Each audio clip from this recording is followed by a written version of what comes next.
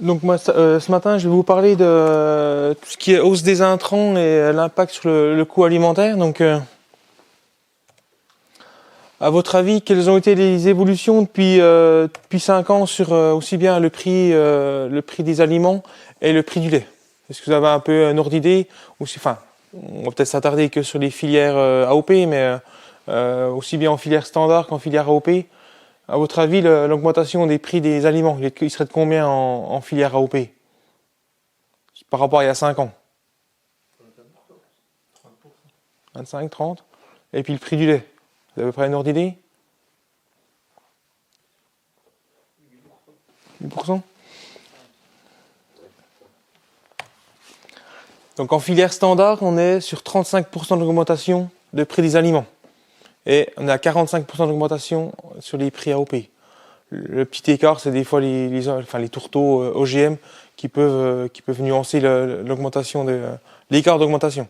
Et sur le prix du lait, on est sur plus 10% en filière standard et plus 25% en filière AOP.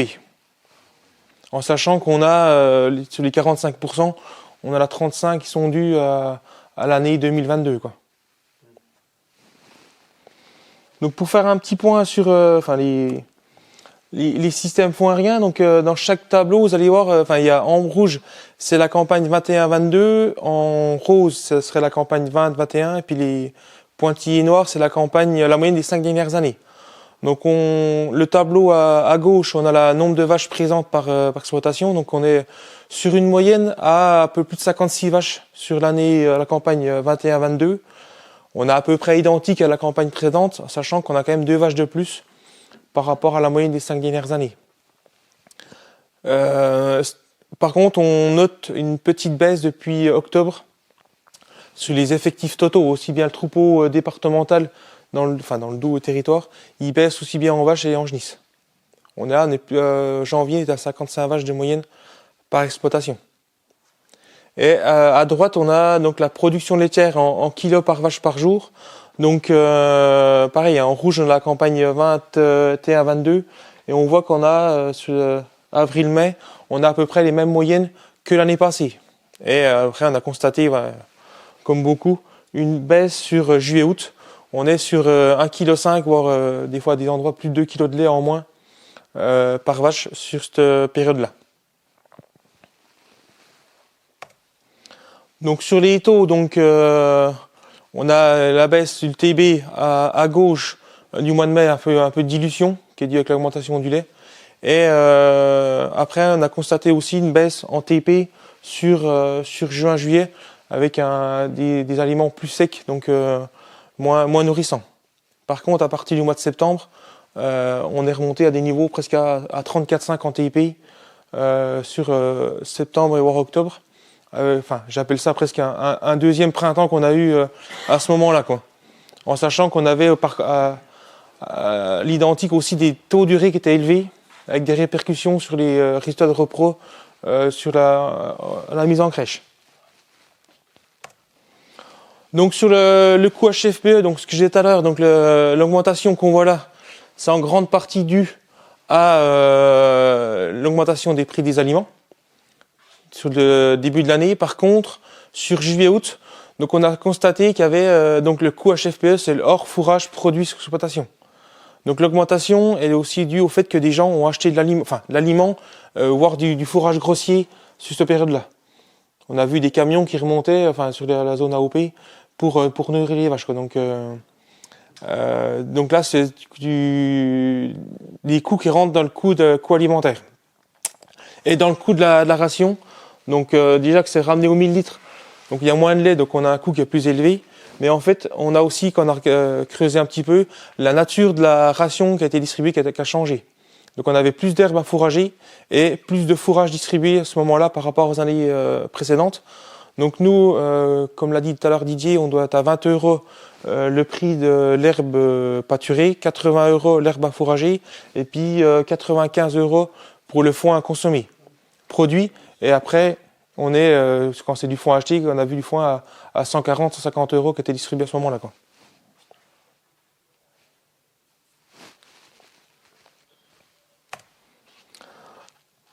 Donc un point sur l'efficacité économique. Donc l'efficacité économique, c'est un critère qu'on travaille quand même beaucoup à conseiller élevage. Donc c'est le rapport sur coût sur produit. Donc c'est l'objectif, c'est être le plus bas possible. On pourrait l'interpréter comme un indice de consommation. C'est ce que vous mettez en charge pour obtenir 100 € de produit. Donc c'est ça qu'il faut être normalement le plus, enfin, pour être le plus efficace, il faut être le plus bas possible. Donc je vais partir d'un exemple. Donc on part sur un lait produit qui est à 550 € en prix de base en zone AOC, à 700 pour les filières bio, auquel on impacte des 2,50 € au millilitre par rapport à la barre des 38 en TB et 6 € au millilitre par rapport à la borne des 32. Donc si on prend un troupeau qui produit 23 kg de lait à 40 et 33 de taux, on a des incidences, un produit journalier de 12,70 € par vache. Et on a la charge alimentaire, donc on est parti sur des résultats faciles, 100 € au millilitre, donc ça nous fait, pour 23 kg, ça fait 2,30 € de charge alimentaire par vache par jour. Ouais, tout le monde arrive à suivre, oui. Donc si on fait le rapport, donc 2,3 sur 12,7, ça fait 18% d'efficacité économique. Donc là, produire 100 € de produit coûte à l'éleveur 18 €.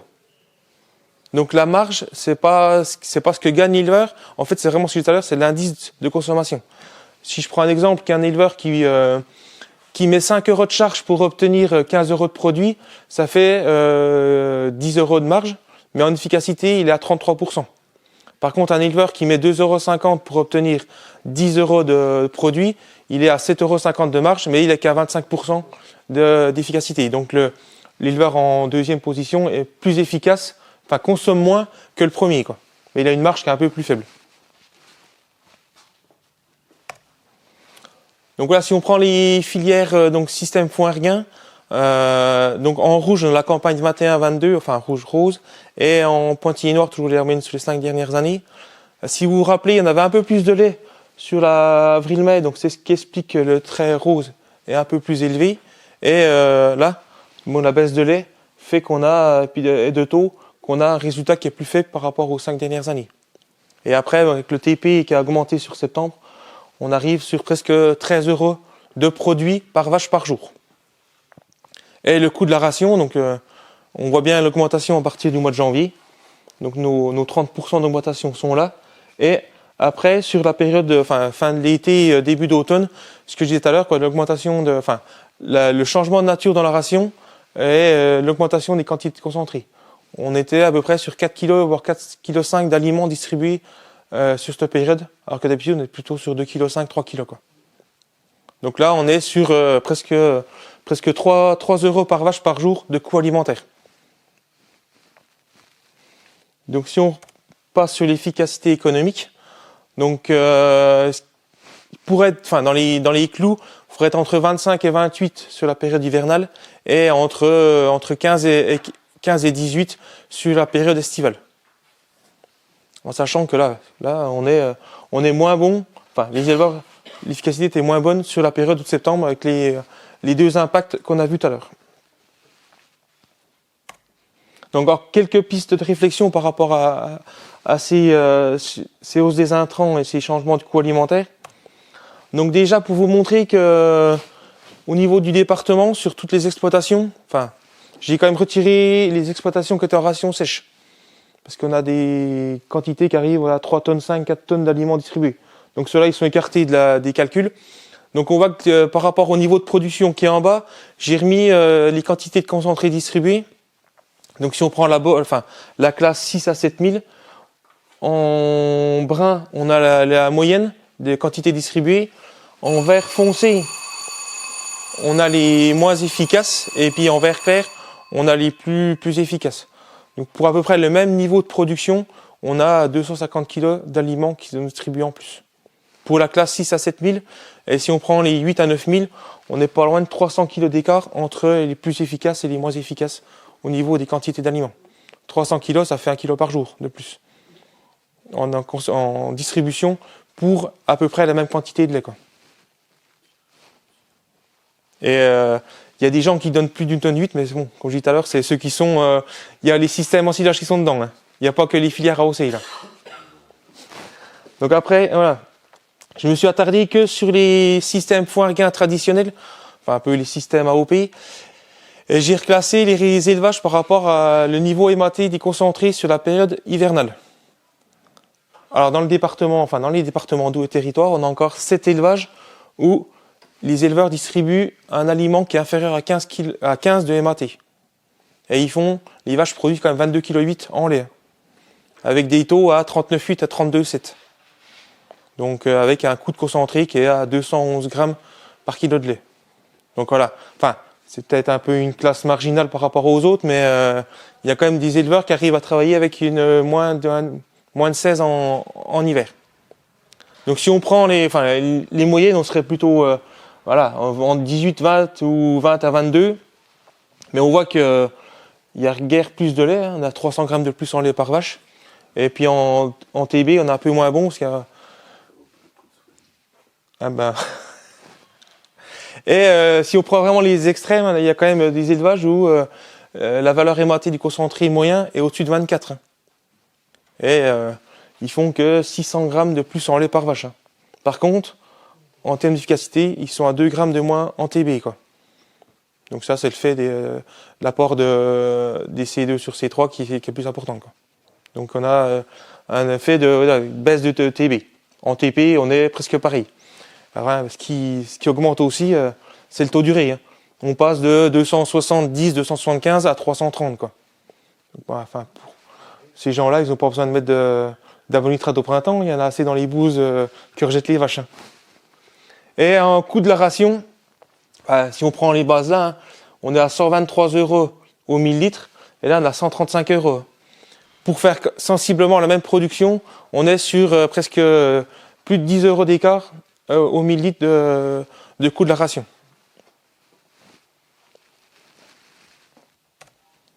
Et enfin, moi quand j'étais à l'école, j'ai appris qu'un kilo d'aliment faisait 2,2 kg de lait. Ça se vérifie jusqu'à un certain rythme de distribution. Hein.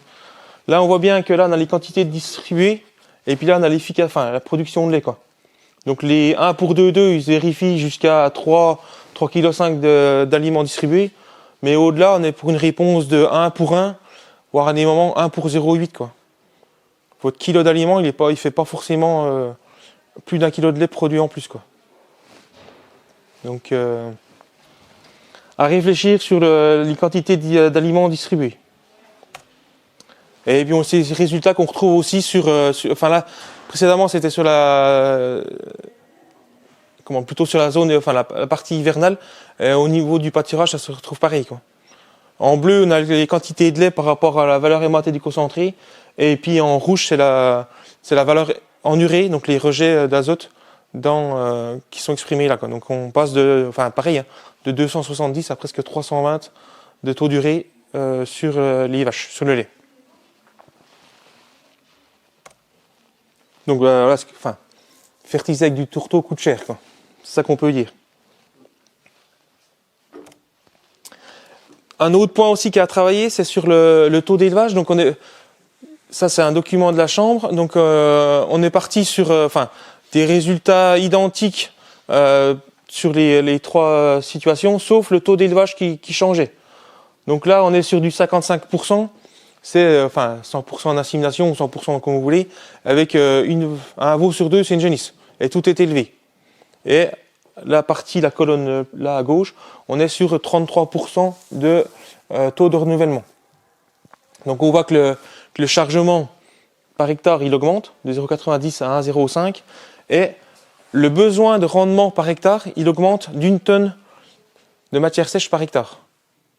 Donc il faut que vos parcelles, vu que vous avez plus de besoins pour le pâturage et donc moins en surface de fauche, il faut que vos parcelles arrivent à produire 1 tonne de plus par matière sèche pour couvrir les besoins du troupeau.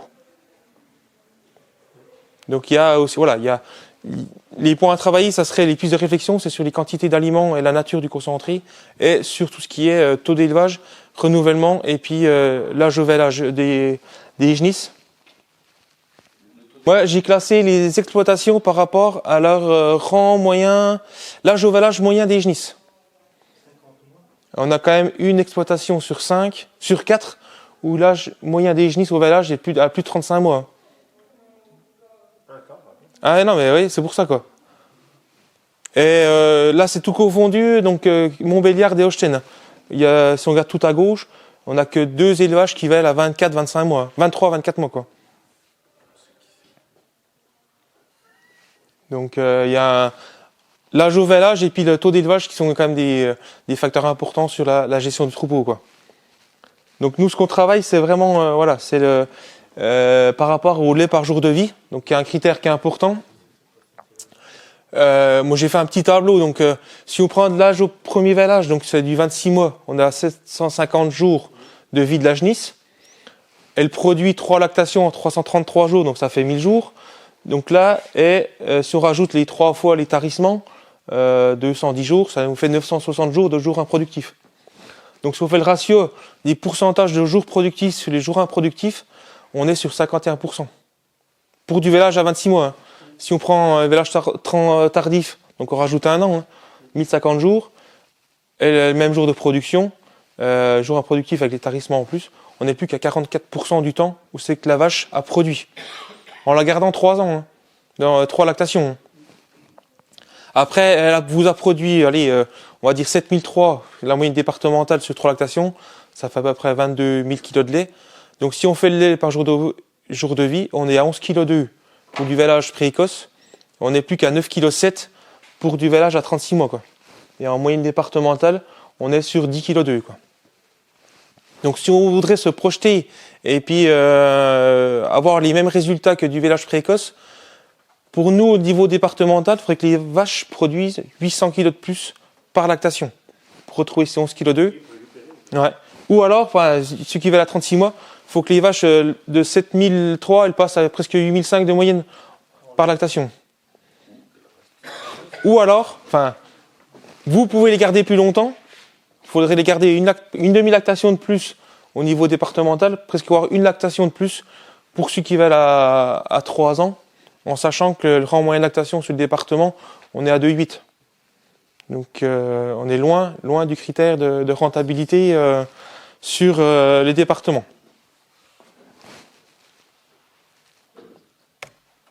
Ben voilà, donc j'ai terminé avec ma présentation. Si vous avez des questions.